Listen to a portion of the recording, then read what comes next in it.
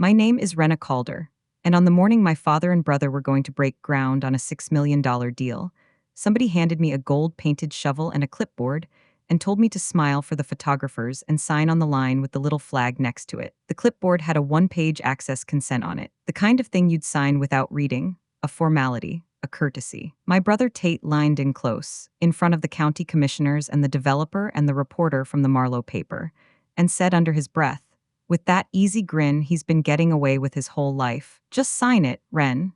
Don't make it weird." What my brother did not know, what my father did not know, what the developer's whole gleaming team in their pressed shirts and their hard hats they'd never once worn on an actual job site did not know, was that I had spent the previous 3 weeks in the county records office with my grandfather's old survey books, and I knew something none of them had bothered to learn. The only legal road to their $6 million deal ran straight through 40 acres of land. Worthless land. Scrub land. The back parcel my father had handed me when he divided up the ranch, the piece nobody wanted, the piece they all laughed about, the consolation prize for the daughter who, in my father's words, would rather measure dirt than own it. They gave me the dirt. And it turned out the dirt was the only thing standing between them and the money. So I did not sign. I set the gold shovel down in the dust, and I handed the clipboard back to my brother, and I said, loud enough for the commissioners and the developer and the reporter to hear, before anybody breaks ground on anything, we need to talk about who actually owns the road. Welcome to the channel where the people who got handed the scraps turn out to be holding the only thing that matters. If you have ever been written off by your own family for the path you chose, if they ever called your work small while they lived off what it built, stay right here. Drop a comment and tell me where you're watching from. I read every one. To understand what happened on that dusty patch of high plains, you have to go back 40 years, to an old man, a brass compass, and a hand-drawn map that everyone in my family forgot existed. Everyone except me. I'm a land surveyor. I tell people that and I watch their eyes do a little slide, the way they do when you name a job they can't quite picture. Most people think a surveyor is the person standing next to a tripod on the side of the road holding up traffic. That's part of it. But what I actually do is read the truth of a piece of land and write it down so it holds up in a court of law, where one person's property ends and another's begins, where the water can legally run, where a road can go and where it can't, who has the right to cross whose land, and for what and forever, or only until somebody says otherwise. I deal in lines you can't see but that are more real, more binding, more permanent than any fence a man can build. A fence rots. A recorded line is forever. Let me give you an example of what that actually means, because it's the whole soul of my work. A couple of years back, two neighbors out east of Marlowe came to blows, almost literally, over a fence. One of them had farmed right up to that fence for 30 years, and figured the ground was his because he'd worked it. The other had just bought the place next door and put a survey crew on it, my crew, and he was sure the fence was 300 feet onto his land. Two men, both certain, both ready to ruin each other and spend more on lawyers than the strip of ground was worth. They called me in to settle it, and both of them were sure I'd take their side, because that's how people are. They think the truth is whatever they've been standing on the longest. I didn't take anybody's side. I read the land. I pulled the original government survey from 1889. I found the old stone corners the first surveyors had set, half buried, exactly where the record said they'd be, and I traced the true line. And the true line was in neither place. The fence was wrong, and so was the new man's guess, and the actual boundary ran between the two, a place neither of them had ever once considered, because neither of them had bothered to read what was already written. When I showed them the corners and the math, they both went quiet, the way men go quiet when the dirt tells them something their pride didn't want to hear. They split the difference they'd been about to go to war over, because the recorded truth left no room to argue. That's what I do. I'm not on anybody's side. I'm on the side of what's actually there. My grandfather used to say a good surveyor is the only honest witness left at most arguments, because the surveyor's witness is the ground itself, and the ground has no reason to lie and no memory to lose. I have settled disputes between living men using marks set by surveyors who died before my father was born. The land keeps the record. It outlasts everybody.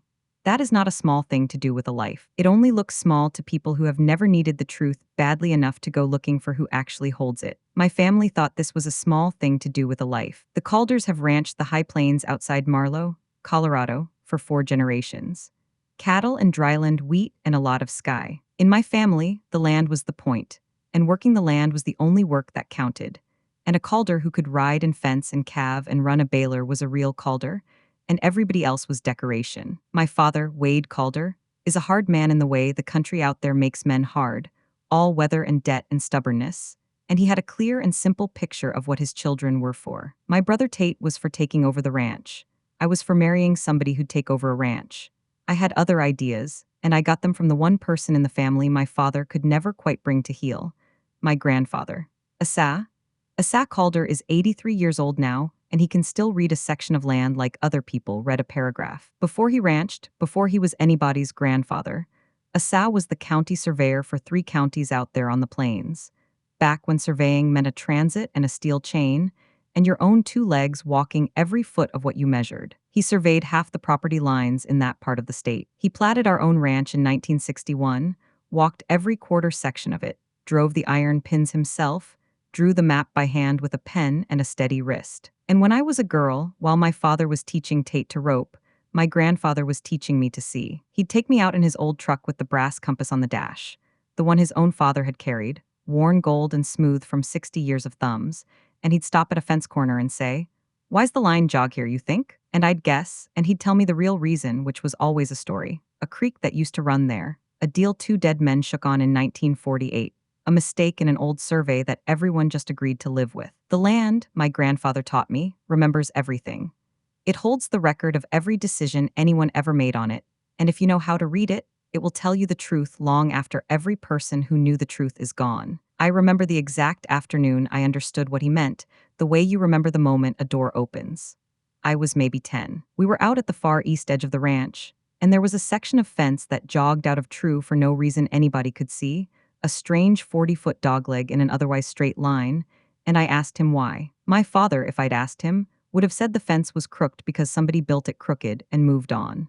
Asa didn't answer. He just said, "Let's find out." He got the old plat out of his truck and he showed me the line, and then he walked me out into the brush past the fence, and he kicked around in the grass until his boot hit something, and he brushed the dirt away, and there was a flat creek stone with a chiseled X on it, set into the ground, green with age. A surveyor's mark from before either of us was born. "Whoever built that fence," Asa said, crouching down with his hand flat on the old stone, "knew this corner was here. The creek used to run different 100 years ago, and the property line followed the old creek, and that jog in the fence is the land remembering a creek that's been dry since before your great-grandfather. Everybody who knew why that fence bends is dead, Wrenna. Been dead 50 years, but the ground knew. The ground always knows. You just have to be the kind of person who'll get down in the dirt and look instead of guessing. I have thought about that green stone with the X on it my whole life. Everybody who knew the truth was dead, and the truth was still there, waiting in the ground for somebody patient enough to read it. My grandfather spent his life being that somebody. He raised me to be it too. And years later, when I needed it most, I would brush the dirt off a 40-year-old line he'd drawn and find that he had, once again, written the truth into the ground and trusted it to wait for me. I loved it the way you love the thing you were built for. I went to school for it. I came home with a license and a transit of my own, and I started a small surveying business out of a converted shed on the edge of the county, and my father told people, when they asked what his daughter did, "Oh, Wrenna plays with maps." Or when he was feeling generous, "She measures dirt." It became the family shorthand for everything I was that he couldn't respect. She measures dirt. Tate runs the ranch, and Wrenna, well, she measures dirt. There was a moment a few years before any of this that tells you everything about how deep it ran. My father got into a dispute with a neighbor over a stretch of boundary fence and a few acres of grazing along the section line, the kind of low-grade range feud that can simmer for years out there. There was real money in it, a water gap and some good bottom grass, and the neighbor was threatening lawyers. My father was beside himself about it for weeks. I was a licensed surveyor. I had the equipment, the training, and the records, sitting in a shed 20 minutes away. I offered more than once to survey the line and settle it with the truth. I told my father I could pull the original government plat and find the real corners and end the whole thing in a week. And my father looked at me, his own daughter, the professional, and he said, "This is serious, Wrenna. This is real money and real lawyers. I'm not going to trust it to you and your little tripod." And he drove to Denver, and he hired a survey firm, a firm of strangers, and he paid them, I found out later, the better part of $8,000. And the strangers from Denver pulled the original government plat and found the real corners and traced the true line and told my father exactly what I had offered to tell him for free. Exactly. Down to the same corner stones I would have found. The fence was off, the neighbor was wrong, my father won, and he paid $8,000 to hear it from men he'd never met because he could not bring himself to hear it from the daughter who said it first. He never mentioned it again. There was no moment where he turned to me and said, "You were right, I should have listened." The matter just closed, the way things closed in my family, with my correctness quietly absorbed and never acknowledged, because acknowledging it would have meant admitting that the thing he called my little tripod was the same thing he'd just paid a fortune for. I drove home that day and I sat in my shed, and I made my peace with a truth that would turn out, years later, to be the most important fact of my life. My family would rather pay a stranger than respect me. They would rather lose money than admit that what I knew was worth anything. I filed that away. I didn't know yet how much it would matter. I filed it away. There was one person who never once said it that way. You already know who. The day my father divided the ranch, I should have seen what was coming, and I didn't because I made the mistake of assuming the people who raised me would be fair.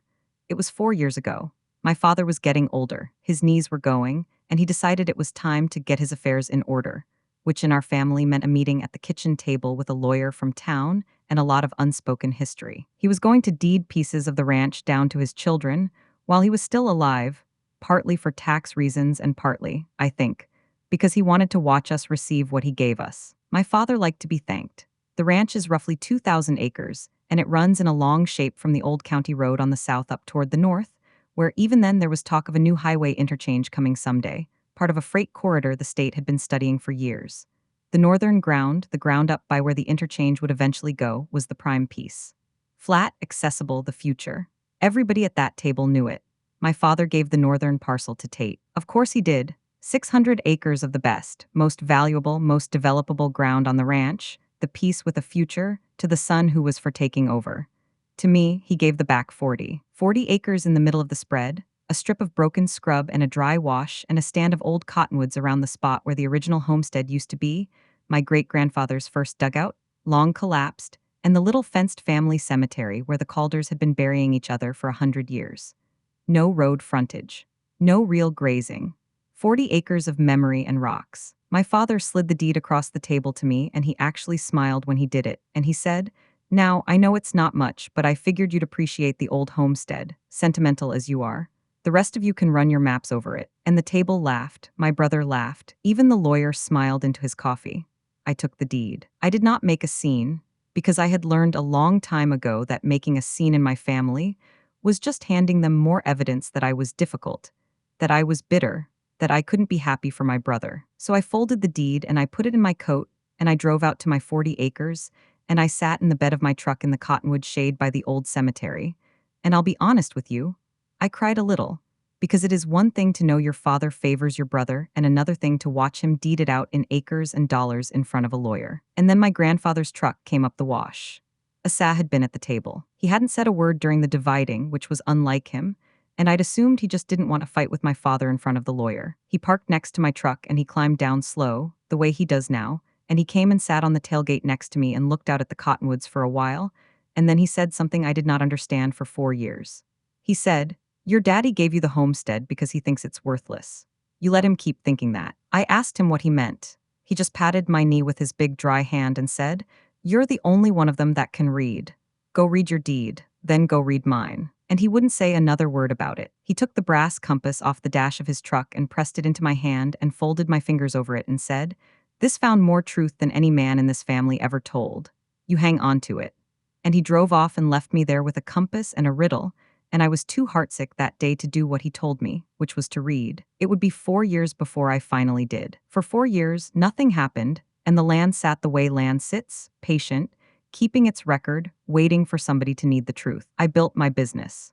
I surveyed boundary lines and subdivisions and the occasional oil and gas right-of-way across half the county. Tate ran the northern parcel and the rest of the ranch operation, and ran it the way he ran everything, which is to say he was good at the parts people could see and bad at the parts they couldn't. But he had my father's blessing and my father's checkbook behind him, so it never much mattered. I went to the cemetery on my 40 acres a few times a year to clear the weeds off the old graves. I'd sit in the cottonwoods with my grandfather's compass and think about him, because Asa had moved into a place in town by then, his ranching days behind him, though his mind was every bit as sharp as it ever was. Sharper, maybe. Some men's bodies go and leave the mind a clear, cold engine running in the dark.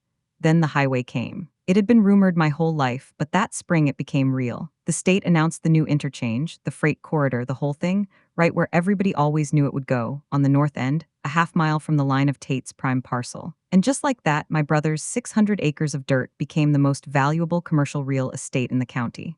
Highway frontage. Interchange access. the kind of ground that truck stops and distribution centers and commercial centers are built on. Tate had been handed the future, 4 years before, and now the future had arrived. A developer came sniffing within months.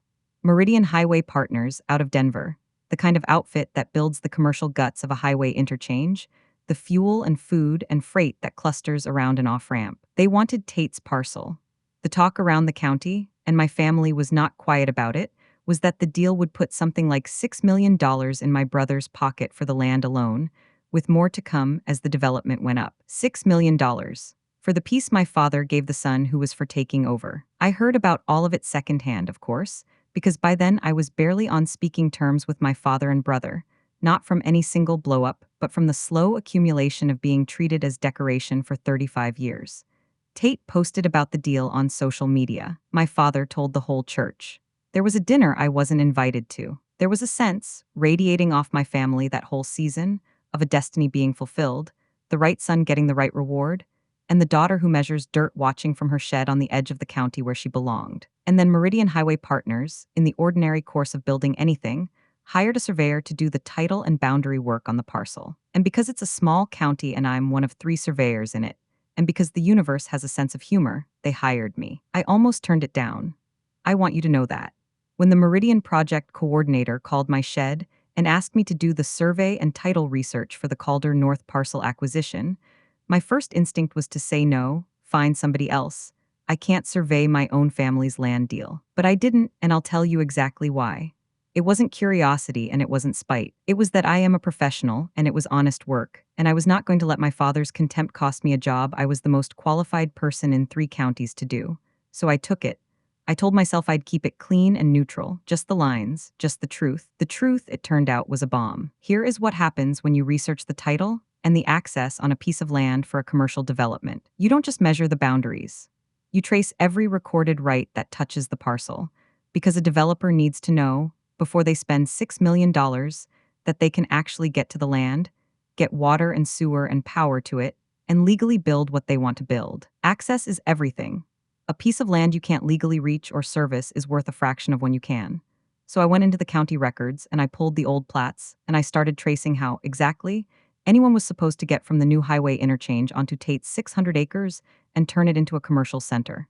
And the access did not work the way everyone assumed it did. Everyone assumed that because Tate's parcel was up by the interchange, it had highway access. It doesn't work like that.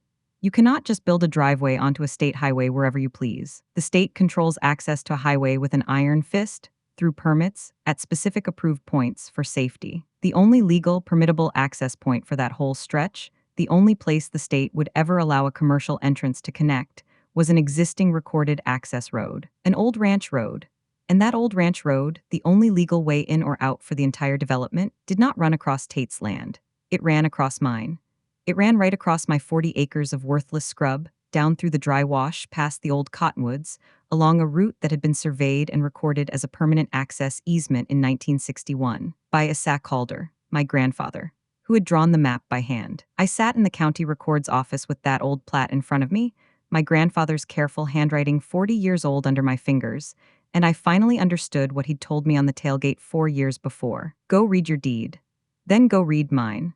My father had given me the homestead parcel because he thought it was worthless, a sentimental booby prize. But my grandfather, who platted the entire ranch in 1961, had run the only recorded access easement on the whole spread straight through that parcel, because that's where the land allowed a road to go, and he knew, he had to have known, sitting silent at that kitchen table 4 years ago, that my father in his contempt was handing me the one piece of ground that controlled all the others.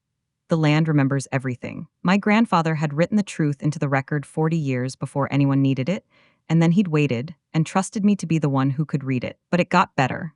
Or, from my father and brother's point of view, worse. Because an easement isn't a blank check. It's a recorded right to use someone's land for a specific purpose, and only that purpose. And when I read my grandfather's 1961 easement carefully, the way he taught me to read every word, I saw what he'd done. He had written the purpose narrow. The easement granted a right of access across the homestead parcel, for agricultural ingress and egress, for the ranch, for cattle and equipment and the work of the land. That was all. That was the only right that existed across my 40 acres. A highway commercial development is not agricultural ingress and egress. You cannot run a truck stop and a distribution center and 10,000 cars a day, and the water and the sewer and the power for a commercial complex through an easement that was deeded for moving cattle. The law is clear on this, and any first-year title lawyer knows it. You cannot overburden an easement. You cannot expand its use beyond its recorded purpose, without the consent of the person who owns the land it crosses. The servient owner, which, since the day my father slid that deed across the kitchen table and smiled, was me. So here was the situation, and I traced it 3 times to be sure, because I knew what it meant. The Meridian development could not be built without legal access. The only legal access was the old ranch road. The old ranch road existed only as a narrow agricultural easement across my land. And to use that road for a commercial development, or to grant the new, wider access and utility easements the project actually needed, somebody had to get the signature of the person who owned my 40 acres of worthless scrub. Me, the daughter who measures dirt.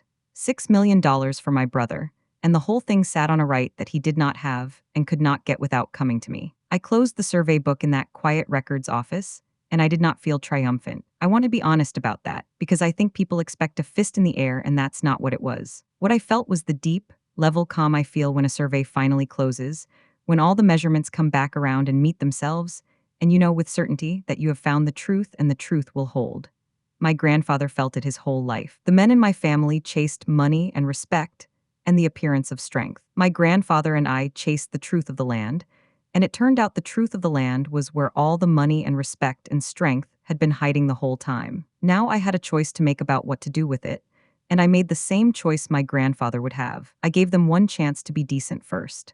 I finished the Meridian survey honestly and completely. I did not hide what I'd found, because hiding it would have been a lie, and I don't lie in my work. I delivered the title and access report to Meridian Highway Partners, and that report said, in the plain, neutral language of my profession, exactly what I'd found: that the parcel had no independent legal access, that the only permittable access ran via a recorded agricultural easement across the adjacent homestead parcel, and that the proposed commercial use would require new access and utility easements from the owner of that parcel. I knew the moment Meridian's lawyers read it, the truth would come out. And it did, but not the way I expected.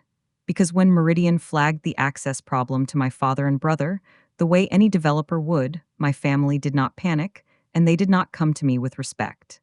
They did something that tells you everything about how they saw me. They decided to handle it. Tate called me, the first call in months, and he was warm, the way he gets warm when he wants something. And he said, "Hey, Wren, so funny thing, turns out there's some old easement paperwork on your little piece that we need to clean up for the Meridian deal. Total formality. Dad's got the lawyer drawing up a consent for you to sign, just confirms the access, nothing to it. We'll throw you a little something for your trouble, couple $100, buy yourself something nice." He chuckled. "Wild that grandpa's old cow path is holding up a whole highway deal, huh? Anyway, we'll get it to you to sign. A couple $100, buy yourself something nice. For the keystone of a $6 million development." They genuinely did not know. That's the part I sat with for a long time after that call. It wasn't that they knew what they had and were trying to cheat me cheap, though that would have been bad enough. It was that it had never once occurred to them, not for a second, that the daughter who measures dirt might understand the dirt better than they did. They had been told by their own developer that there was an access problem on my land, and their response was to assume I'd sign a form for $200 because that's what decoration does. It signs where it's told and is grateful for the gift shop money. I gave them the chance anyway. I drove out to the ranch, to the big house, and I sat down with my father and my brother at the same kitchen table where the land had been divided, and I told them the truth, plainly, the way Asa taught me. I told them the old easement was for agricultural use only. I told them a commercial development overburdened it, and that they legally needed a new grant from me, the owner. I told them I was willing to work with them, that I wanted to be fair, but that this was real and significant, and that we needed to talk about it like partners, like family, like people who respected each other. My father heard me out. Then he leaned back in his chair, and he looked at me with the same tired contempt he'd had my whole life, and he said the thing that ended any chance of doing it the easy way. He said, "Wrenna, you measure dirt. You don't own this family, and you don't get to hold your brother's future hostage because you're still sore about a deed. Sign the paper. Take the money we're offering you, which is generous. And don't embarrass yourself pretending you understand business." He slid the consent form across the table, the same gesture, the same smile. "Sign where the flag is." I looked at the form. I looked at my father. I looked at my brother, grinning, certain, already spending the $6 million.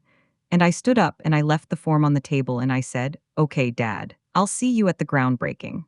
And I drove to town to see my grandfather, because if they wanted to do this in front of everyone, I was going to make sure the one man who'd written the truth into the ground was standing beside me when it came out. I want to tell you about the evening I spent with Asab before the groundbreaking, because it was one of the best evenings of my life, and because it's the heart of this whole thing. I drove to his little place in town, and I laid the old 1961 plat out on his kitchen table, and I put the consent form next to it, and I told him everything. I watched my grandfather, 83 years old, lean over his own 40-year-old handwriting with a magnifying glass, and I watched him start to smile, slow, like sunup. "Agricultural ingress and egress," he read out loud, in his cracked old voice, tapping the words he'd written when Kennedy was president. "I wrote that narrow on purpose, you know? People thought I was just being precise. I was being precise. Precise is how you tell the truth so it holds."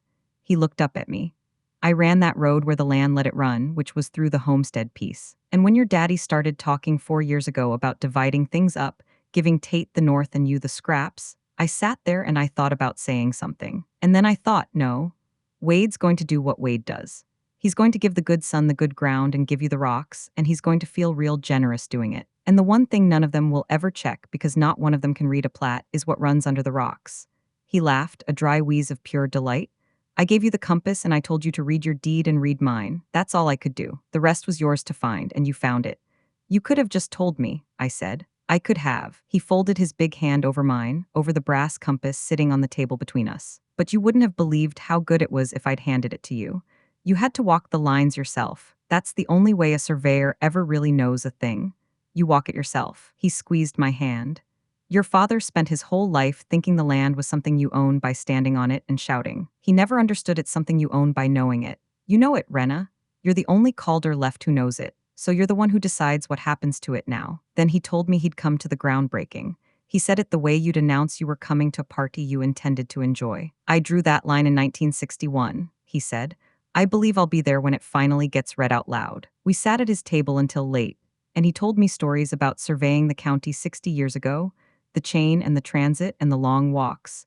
And I held his brass compass and felt, for the first time in years, like I belonged to something true. Whatever happened at that groundbreaking, I already had the only inheritance that ever mattered. The old man who saw me, the compass, and the ability to read the truth that other people walked across every day and never once saw. The next morning, I put the 1961 plat and my title report in a leather folio, and I put the compass in my coat pocket, and I drove out to my brother's 600 acres to watch my family try to build a future on a road they didn't own. They had set up a whole event. You have to understand my family's gift for performance, which is the one thing they truly are good at. There was a tent, and a banquet table, and a banner with the Meridian Highway Partners logo, and the Calder crossing name they'd given the development, all of it out on the flat north parcel, with the future highway interchange visible in the distance. There were folding chairs full of people.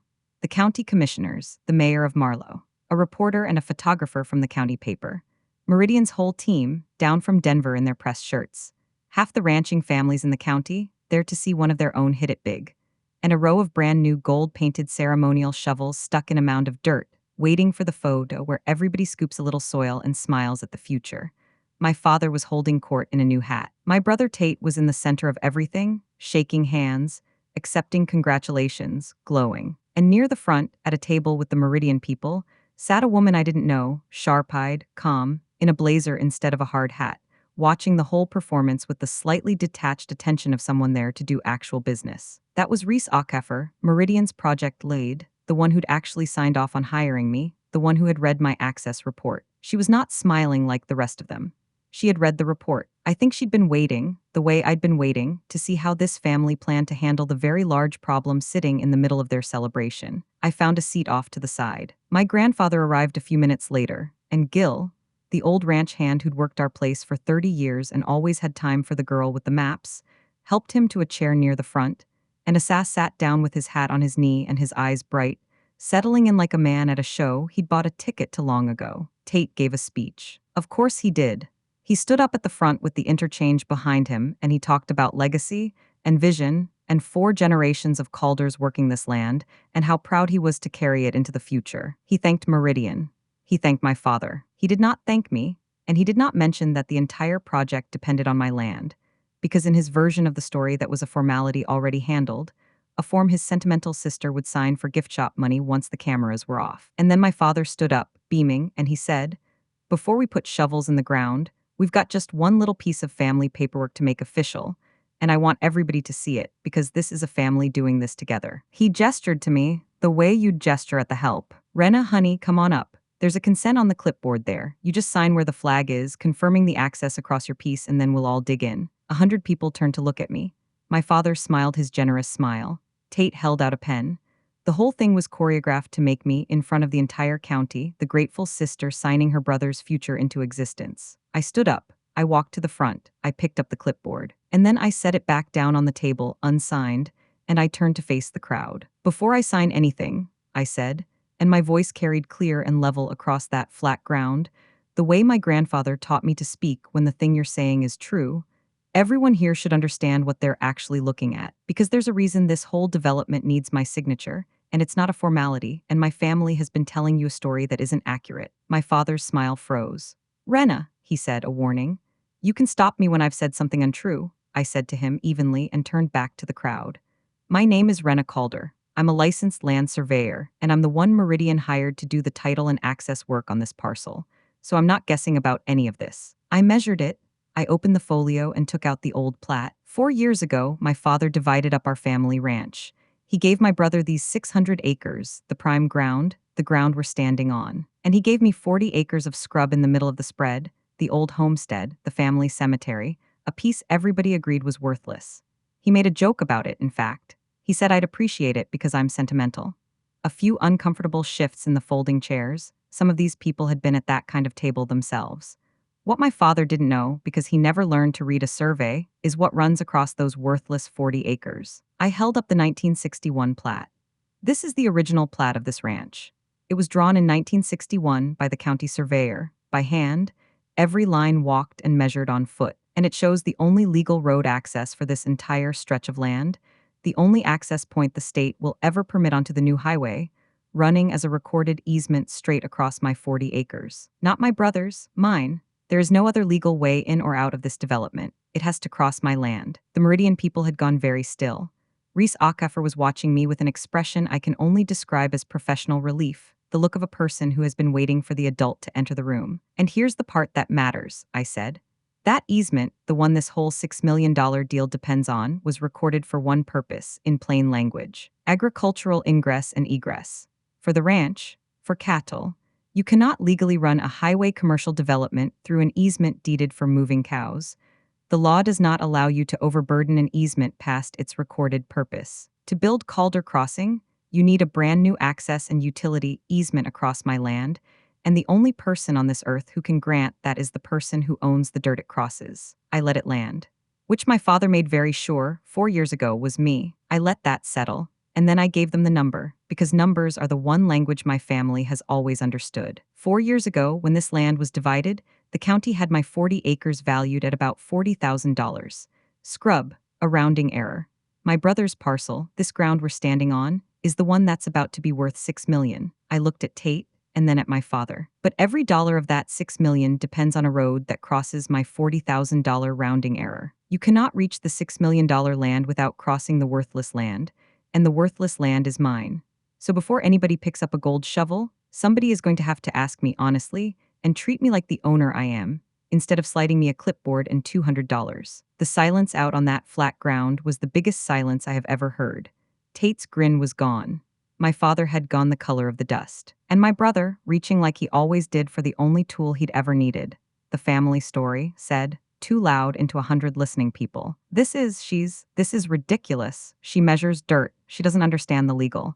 This is a simple easement and she's blowing it up because she's bitter about a deed. She's been bitter for years, don't let her." "She's right," the voice came from the Meridian table. Reese Ackefer stood up calm with a folder in her hand, and the whole crowd turned to the developer, to the money, to the one voice in that field with the authority to say what was true and have it count.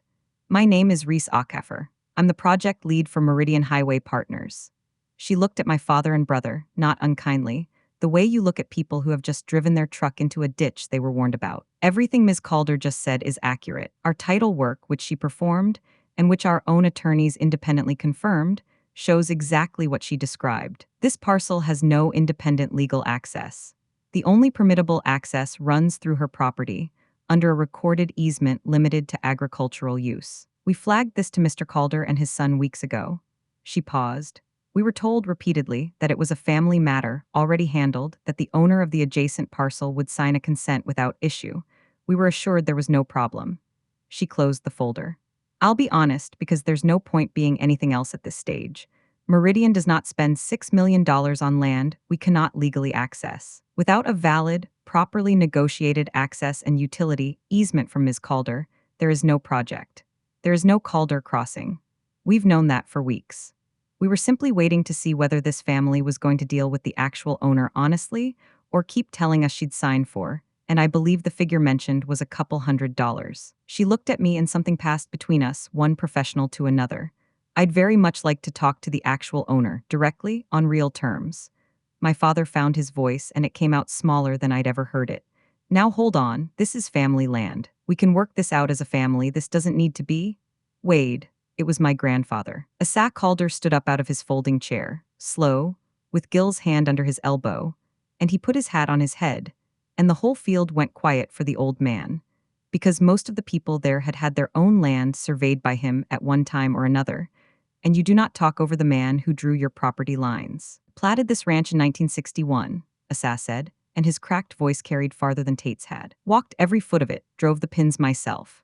I ran that access road through the homestead piece because that's where the good Lord and the lay of the land said a road could go, and I wrote it down narrow, agricultural only, because that's what was true, and I have spent 83 years learning that the truth written down plain will outlast every clever man who ever tried to talk his way around it. He looked at my father, his own son, and there was no cruelty in it, which made it land all the harder. Wade, you gave that girl the homestead because you thought it was worthless, and you felt generous doing it. You never once asked the only person in this family who could have told you what was under it. You were too busy thinking she just measures dirt. He shook his head slowly.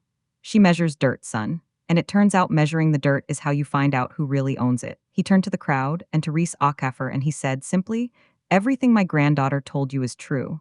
I'd stake my license on it, and I held that license for 40 years. You want to build on this land, you talk to Wrenna. She's the only Calder left who ever understood what it was worth. And then my grandfather sat back down and put his hat back on his knee and folded his hands and looked at me with a pride I had waited my entire life to see on a Calder's face. I'd be lying if I told you the family rushed to embrace me in a wave of apology, because that is not how these things end out on the high plains, where pride is the last thing a hard man sets down. What happened was quieter and in its way more honest. The groundbreaking was over. You cannot break ground on a project that just got publicly revealed to have no legal foundation. The gold shovels stayed in their mound. The reporter from the Marlowe paper was writing fast. The county commissioners were murmuring. And Reese Acaffer came over to me, in front of everyone, and put out her hand and said, Ms. Calder, it seems we've been negotiating with the wrong Calder this whole time. I'd like to fix that. I shook her hand. I'd like that too. And then I did the thing my grandfather raised me to do, which was not to burn it all down, but to set the terms of the truth. I did not kill the deal. Some of you wanted me to, and I understand the impulse, but killing it would have meant nothing got built and nobody was made whole, and the only thing I'd have accomplished was proving I could say no. That's not power. That's just spite wearing power's coat.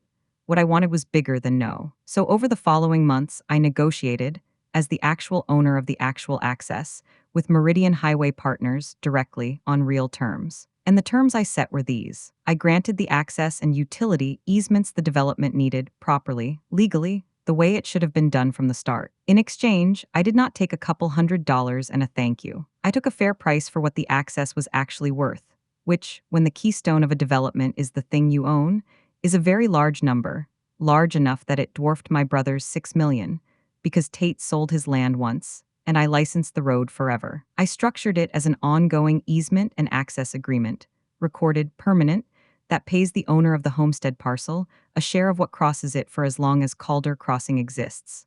My grandfather taught me that, too, without ever saying it. The men in my family chased the one-time payout. He and I understood that the real wealth is in the recorded right that pays out forever. But I attached two terms that had nothing to do with money, and those are the ones I'm proudest of. The first was that the development's access road had to be rerouted, at the engineer's expense, around the old cottonwood grove and the family cemetery, which the original plan would have bulldozed flat for a frontage road. My father and brother had been willing to pave over 4 generations of buried Calders for a wider turn lane. I made the protection of that ground a permanent, recorded condition of the easement. The Calders who are already in the ground out there will stay undisturbed, in the cottonwood shade forever, because the sentimental daughter who got handed the cemetery turned out to be the only one who'd protect it. The second was that the old homestead parcel, my 40 acres, could never be developed. I put a conservation easement on it myself, recorded it, made it permanent. The one piece of the original ranch that will still be the original ranch in 100 years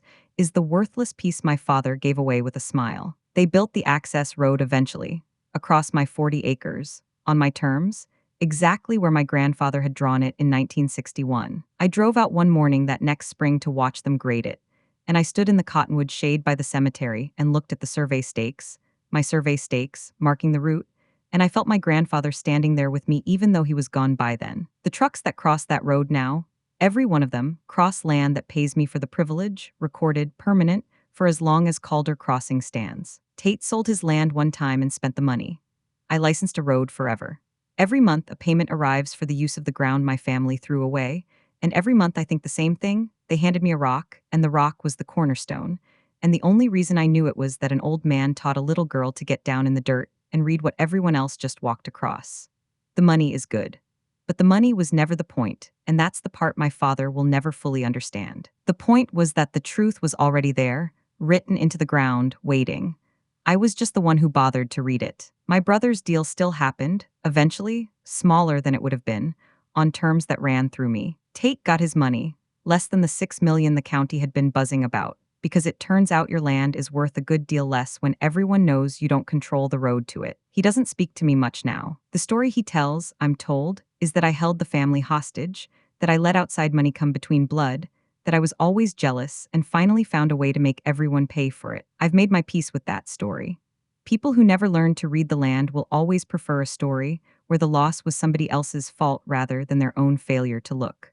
My father is a different matter. He came out to my 40 acres a few weeks after it all settled, alone, which he had never once done. I was in the cottonwood shade by the cemetery, clearing weeds off the old graves the way I do, with my grandfather's compass in my coat pocket. My father stood at the edge of the grove for a long while, not saying anything, looking at the headstones of his own people, the ground he'd been ready to pave. And finally he said, not really to me, looking at the graves, "Your grandfather always said you had the eye." I never knew what he meant by it. He was quiet a moment. I guess I do now. It was not an apology.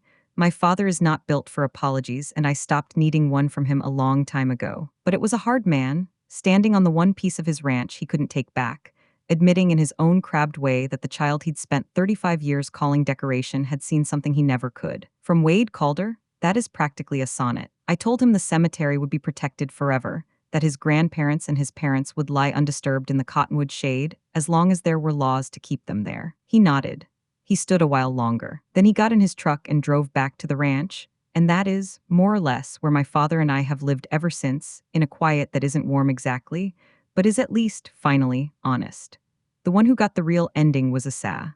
My grandfather lived to see all of it settle. I drove out to his little place in town with the recorded agreements, and I laid them on his kitchen table next to the 1961 plat, his handwriting and mine now part of the same permanent record, and I watched him read them with his magnifying glass, slow, smiling that sun-up smile. "Recorded," he said when he got to the end.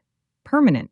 Pays out forever and protects the grove and can't be argued with." He set down the glass and looked at me with those bright, cold engine eyes. "You wrote the truth into the ground, Wrenna. Same as I taught you. That's the whole job. That's the only thing we were ever for." He reached across the table and tapped the brass compass in my hand, the one his father carried, the one he gave me on a tailgate 4 years ago when I was too heartsick to understand. "That found more truth than any man in this family ever told," he said again, the same words.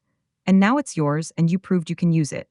I can go whenever I'm called, knowing the land's in the hands of the one who can read it." He passed the next winter peaceful, in his sleep, an old surveyor who had spent his life writing the truth down plain, so it would outlast every clever man who tried to talk around it. We buried him out on my 40 acres, in the cottonwood shade, in the cemetery his own road protects forever. I drove the survey pin that marks his grave myself, by hand, the way he taught me. I made sure it was exactly true. If there's one thing I want you to take from my grandfather's story, and from mine, it's this. The people who dismiss your work as small are almost always the people who have never understood what it actually is. My family thought I just measured dirt. They thought the real work was owning the land, standing on it, shouting about it, collecting on it, and they handed me, with a smile, the one piece of ground whose true value only a person who actually understood the land could ever have seen. They gave away the keystone because they thought it was a rock. Know your worth the way a surveyor knows a line. Not by how loudly anyone claims it, but by what's actually recorded, actually true, actually yours when you trace it all the way back. Walk your own lines. Read your own deed and everybody else's. And when the people who called your work small come asking for the very thing they handed you as a consolation prize, you will be ready, because you took the time to learn the truth they never bothered to read. That's my story. 40 acres of worthless scrub, an old man with a brass compass, and a line drawn true in 1961 that waited 40 years for the one Calder who could read it. They gave me the dirt. It turned out the dirt was everything. If this reached something in you, tell me in the comments about the time someone underestimated you and lived to find out what you were really worth. I read every one.